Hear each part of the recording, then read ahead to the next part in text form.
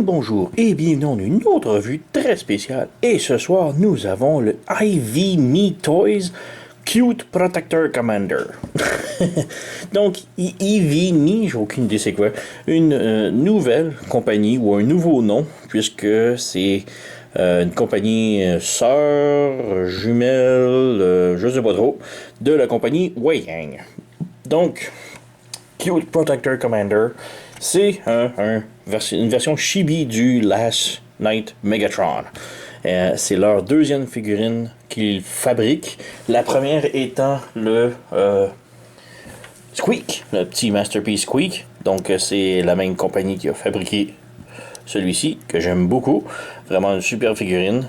Et ça, c'est leur deuxième. Donc ils continuent dans la ligne un petit peu chibi-esque, même si pour Squeak, c'est quand même très semblable à un Masterpiece, puis c'est très accurate au film.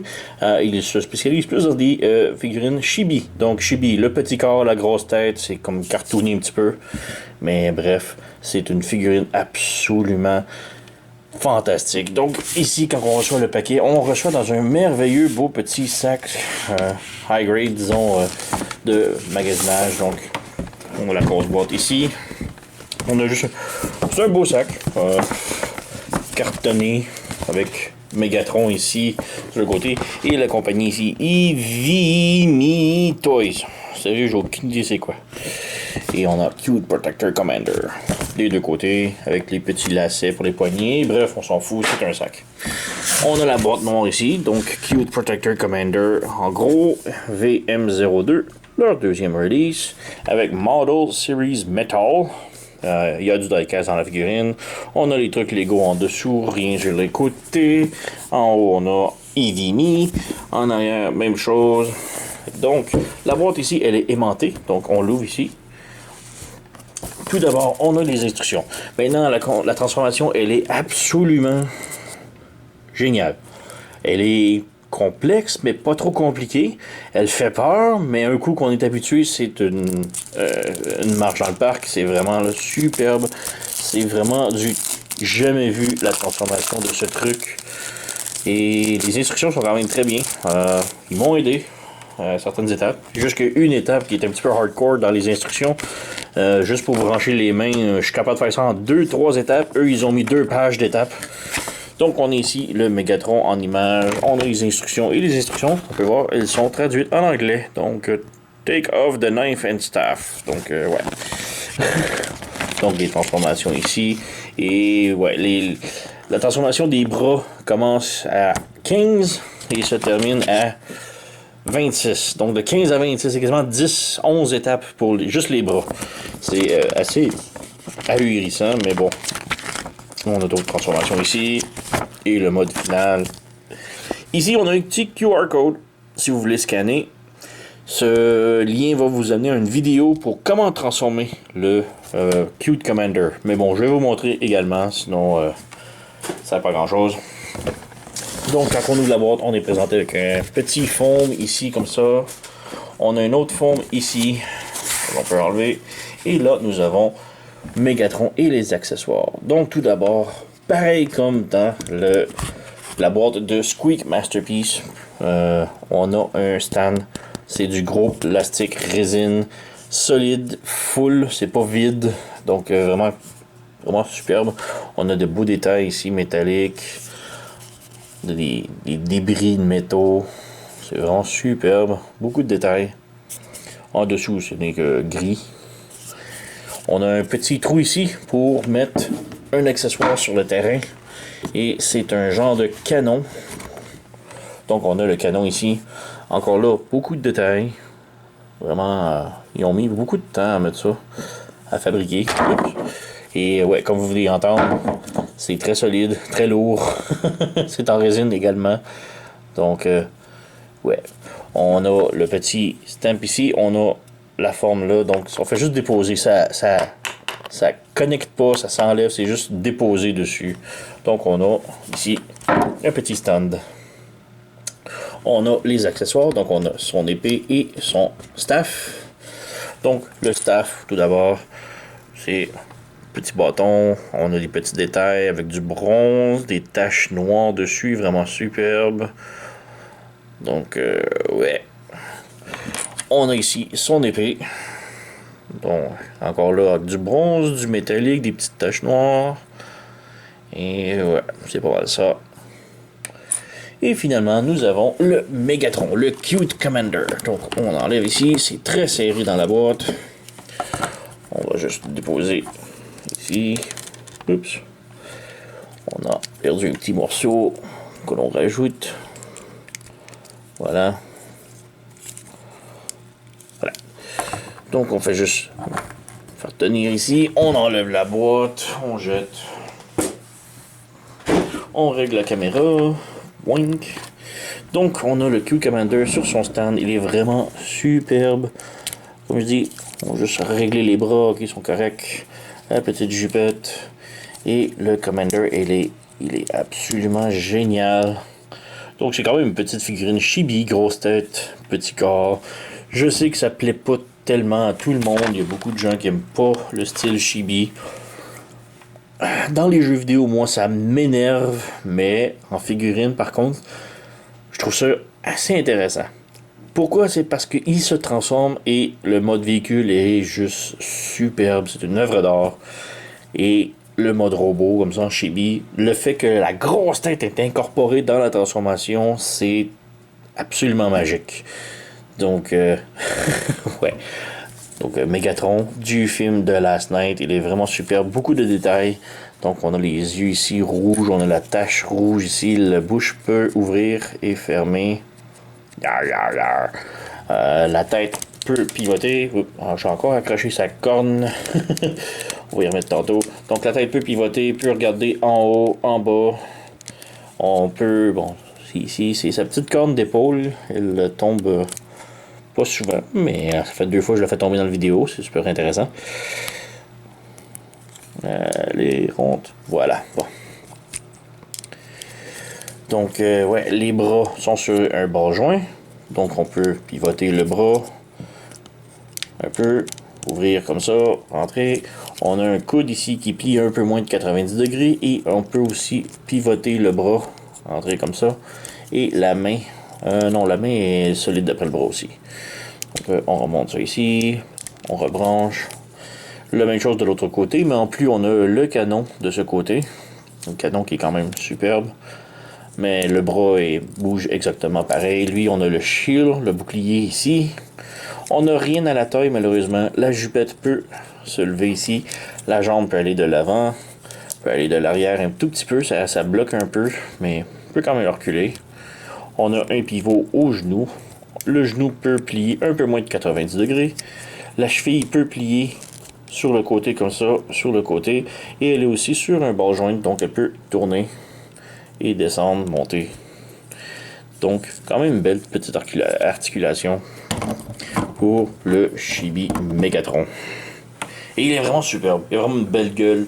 Il y a vraiment énormément de détails, là, vraiment métallique partout. Des petits détails, des taches, du bronze. Il est vraiment super. Même le dos est quand même très clean. C'est très, très, très propre. On a le cassis. Le détail de la tête est vraiment là. Waouh! Même à l'intérieur de la bouche et les petites dents. C'est vraiment bourré de détails et c'est vraiment superbe. Évidemment, il peut tenir ses armes. Donc, on peut lui donner son épée. Voilà. Et son bâton. Voilà.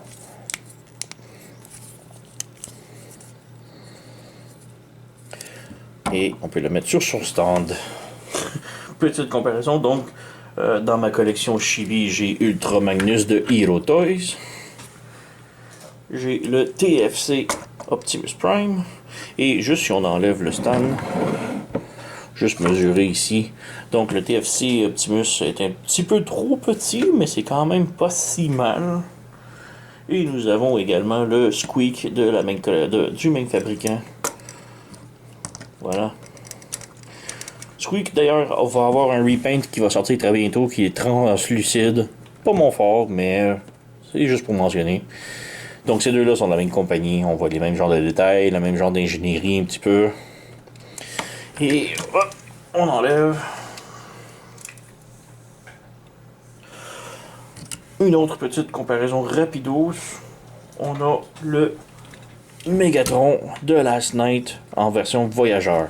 Il y a aussi un leader. Je ne possède pas le leader puisque c'est le voyageur qui m'intéressait le plus entre les deux. Mais voici. Donc celui c'est l'original de Hasbro. Megatron en mode voyageur. Donc il est un petit peu plus petit.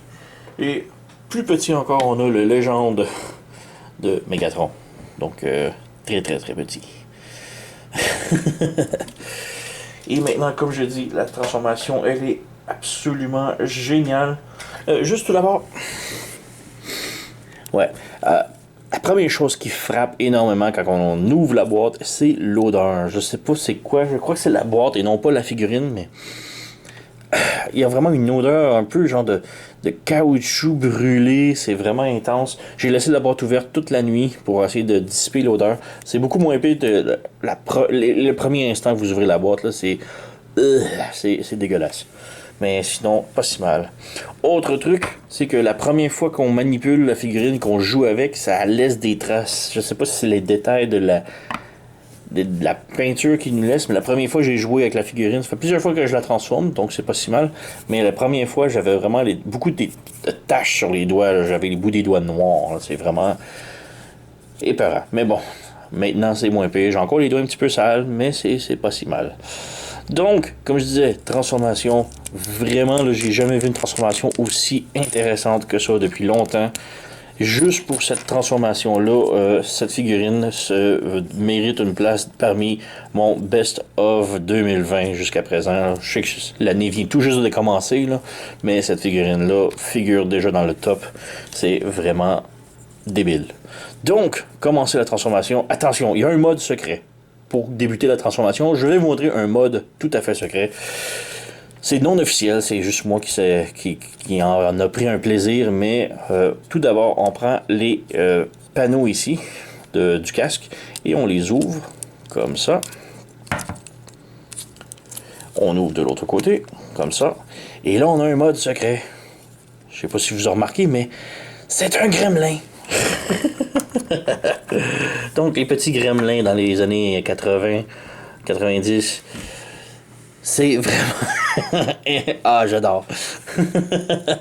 Donc, on a un petit gremlin cybertronien ici, avec les oreilles, avec la gueule, les yeux. Tout est absolument pareil que dans les films gremlins. On peut lever ici la crête. Ça lui fait le petit... Vous voyez, le gremlin avec le punk sur la tête, là, la crête. C'est absolument génial. J'adore. Ça me fait rigoler à chaque fois que je transforme la figurine. Voilà. Là. Donc, on continue la transformation. Donc, on enlève la crête ici. On la fait pivoter complètement et on la ramène à l'arrière. On ouvre les ailes ici. Comme ça. Et comme ça. Et attention, vous pensez que son visage est épeurant, mais vous venez en arrière de ses yeux et vous poussez ses yeux. Ah!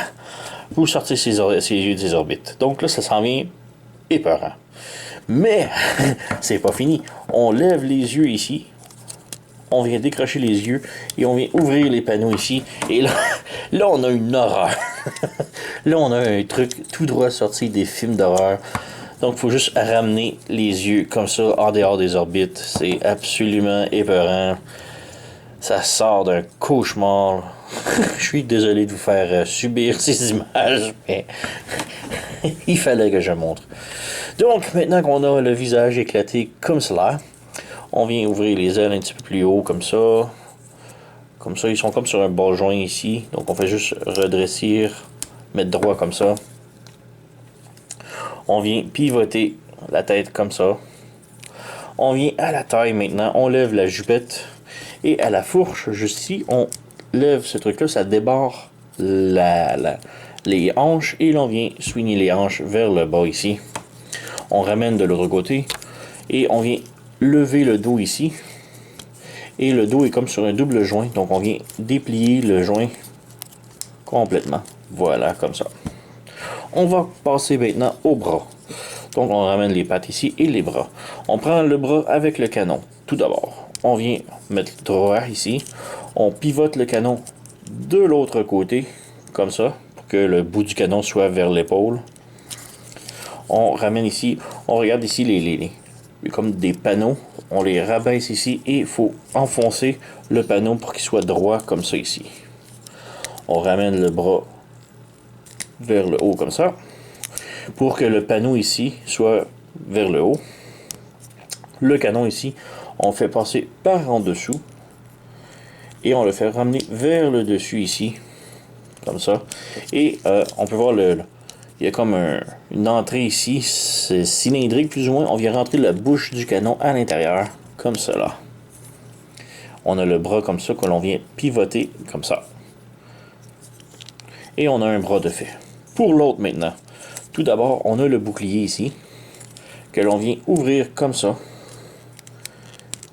Et on vient pivoter. On vient brancher ici la main dans le trou ici. Donc ça vient brancher ici. On vient pivoter le bouclier. Comme cela. On appuie. On vient mettre comme cela. On vient maintenant faire le même truc ici. On ramène ici. On met le truc plat. On bouge le coude ici comme ça. Pour que le canon soit entre les deux panneaux ici. Et maintenant le bras ici, on vient refermer comme ça. Et en dessous, on peut voir les mains. Il faut que les mains agrippent la poignée. Comme ça. On ramène de l'autre côté. Et maintenant, on peut voir qu'il y a comme des trucs de puzzle ici sur le bout du nez que l'on vient brancher sur le canon. Comme cela. Et maintenant, on a le devant du jet complètement transformé. Voilà. Ensuite, on ramène les jambes ici. Les jambes seules, on fait juste pivoter les jambes. On les ramène de l'autre côté. Et on garde le genre de moteur ici sur le dessus avec les yeux. La bouche, donc, elle est maintenant à l'intérieur. On ramène ça ici. On ramène ça vers le bas. Les jambes, on peut les amener vers le haut pour l'instant. C'est juste pour les dégager. On va travailler maintenant ici. On redressit tout ce qu'il y a ici. On prend le derrière du casque qui est ici. On le fait pivoter complètement vers l'arrière. On lève ça ici. On rabaisse un petit peu. On a comme un truc bronze ici que l'on rentre notre doigt et on pousse le panneau ici. Et on ramène et on va barrer ça sur chaque côté comme ça. On s'en vient en dessous. On a ici comme deux trous qui vont venir se remplir comme ça. On ramène ça ici. Et là, on a un autre gros table qui va venir se brancher dans le trou juste ici. Et ce bout-là va rentrer dans le trou ici. On rentre ça et on branche. Voilà. Comme ça. On ramène ici. Maintenant, les yeux. On fait pivoter juste le crâne ici, qui est au-dessus des yeux. On le fait pivoter vers le haut comme ça. Et on peut voir ici, il y a comme, bon, le truc rond ici va comme épouser dans ce groove-là. Donc on ramène et ça se rentre là-dedans. Ça bloque pas vraiment, ça fait juste rentrer, épouser la forme, disons. On ramène l'aile vers le bas ici. Et l'aile, bon, c'est un bon joint. Mais on peut voir ici, il y a comme un peg carré qui va venir se brancher ici. Donc, juste rebrancher ça ici. Donc, on rentre le carré ici à l'intérieur. Voilà. On fait la même chose ici. Donc on lève le truc là. On fait pivoter complètement. Ça rentre ici. On pivote l'aile. Et on la fait rentrer dans le trou juste ici. Et voilà. Ensuite, on prend juste en haut des yeux ici. On a comme des petits pegs qui vont venir se rentrer à l'intérieur ici. Comme ça. Même chose ici. On rentre, ça branche, et voilà. Ensuite, on prend le truc qui est ici, on ramène vers l'intérieur, ça va boucher le trou, donc on ramène.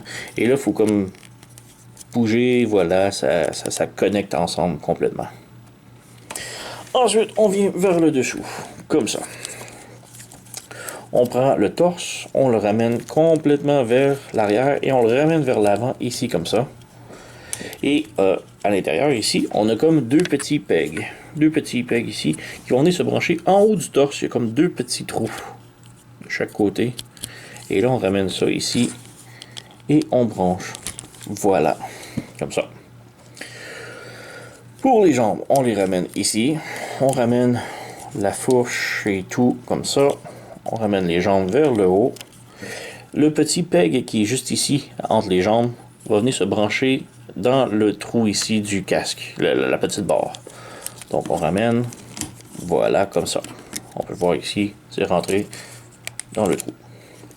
On prend un pied, on lui tasse les orteils du côté, comme ça, et on le redressit comme cela. Même chose de l'autre côté, on plie le pied, on bouge comme ça. Et maintenant, on peut juste lever la jupette un petit peu. Et là, on place les pieds ici, de chaque côté. On vient ici en arrière. On a des petits trous dans les pieds et des tables juste ici sur le casque. Voilà ici. Donc, on vient brancher. De un. On fait la même chose de l'autre côté. Oui, les trous, je vois rien. Je vois rien. J'ai vraiment la misère à voir. Et voilà, bon, je l'ai eu. En mettant l'autre ici, on peut voir que les jambes se connectent ensemble, donc c'est vraiment très bien. Donc, ça c'est fait. On peut venir prendre ici l'épée. L'épée, on peut voir, il y a un côté qui a comme un knob, et l'autre côté a comme un trou. Le trou, il faut qu'il soit sur le dessus. On vient brancher, alors on s'assure que la taille reste dedans. On vient brancher l'épée ici à l'intérieur. Voilà. Et l'épée va comme se connecter ici, comme ça. On ferme la jupette. Wouh! L'épée vient d'envoler. Excusez-moi, elle est tombée par terre. Donc, on recommence, on branche l'épée à l'intérieur ici. Ah, allez, branche-toi. Voilà, ça va tenir. On ferme la jupette. Comme ça ici, mais on peut comme tourner encore la jupette comme ça, le plus bas que possible. Donc, on pivote, voilà, et on couvre comme ça. On tourne de l'autre côté, on prend le staff, le petit bâtonnet, et on regarde le staff ici. On a un petit détail, donc on a un trou, on a un plus, on a un trou. On prend un trou vis-à-vis avec le trou ici. Le trou ici va venir se brancher ici. Et le petit trou en haut ici va venir se brancher ici. Donc on branche là. Et on branche ici. Voilà. Et nous avons maintenant le mode jet complètement transformé. Et il est absolument génial. Le mode véhicule est pratiquement identique au film. Vraiment beaucoup de détails. Vraiment très très beau. Et ouais, vraiment superbe. Donc, derrière ici, ça ressemble même plus du tout à un robot. Il n'y a aucune partie là-dedans qui peut vous montrer que c'est un robot. Peut-être les mains en avant ici, mais c'est très peu, là, vraiment. Là. Mais le mode jet est juste ahurissant. La transformation de passer d'une figurine chibi à ça. Vraiment, là, c'est une pièce d'œuvre d'art. Vraiment superbe. On a un petit truc juste ici, si on rabaisse.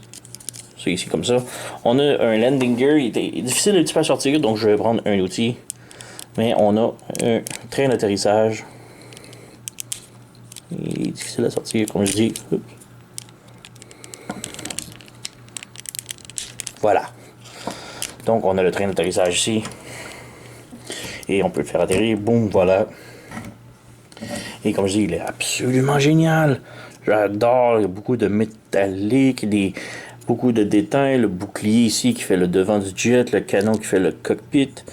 On a tous les pistons, on a du bronze, du métal, du brûlé un peu partout. C'est juste, wow. Une vraie œuvre d'art. Donc, ouais, il n'y a pas grand chose d'autre à dire. Peut-être une petite comparaison avec les autres Megatron du film.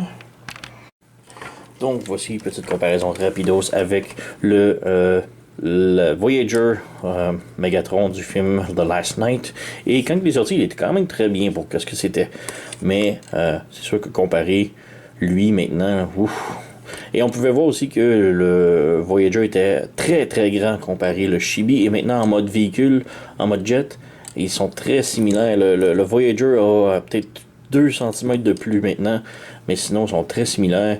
Mais évidemment, lui est beaucoup plus détaillé, beaucoup plus métallique. Lui, il a l'air d'un jet futuriste, lui, il a l'air vraiment alien. Et sinon, autre comparaison, on a le Legend Size ici. Donc, ouais, pas vraiment une classe à part, mais c'était juste pour le plaisir.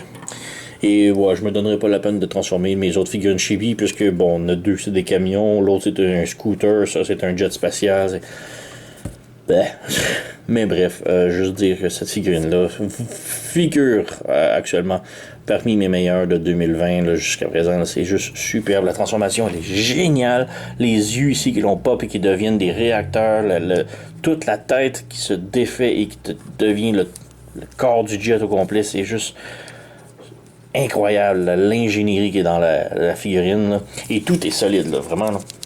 Il n'y a rien qui branle, rien qui shake, rien qui se défait. Très solide figurine. Là. Donc, wow. Vraiment, là, c'est une pièce d'œuvre d'art, la transformation, la personne qui l'a designé. Donc, c'est rendu maintenant une de mes préférées de l'année jusqu'à présent. Et je vous la recommande hautement. Donc, on a ici le Cute Protector Commander de la compagnie Evimi. Truc du genre, je sais pas trop comment le prononcer. Mais ouais, vraiment là, c'est le deuxième release avec le premier étant Squeak que j'adore, mais maintenant lui est wow. Donc j'ai vu des images comme quoi que je crois qu'ils vont sortir un Last Night Optimus en chibi aussi. S'il y a la même ingénierie que celui-ci, c'est garanti, je me le procure, ça va être incroyable. Donc, plus rien à dire, allez vous le procurer. C'est une pièce d'œuvre d'art, même si je sais que ça ne plaît pas à personne, à tout le monde, les styles chibi, mais l'avoir entre les mains est un pur plaisir. C'est vraiment là, waouh! Donc, j'ai même plus rien à dire, je vais juste tourner et chercher mes mots. Alors, likez, subscribez, tout le tralala, et je vous remercie d'avoir écouté, et je vous dis à la prochaine.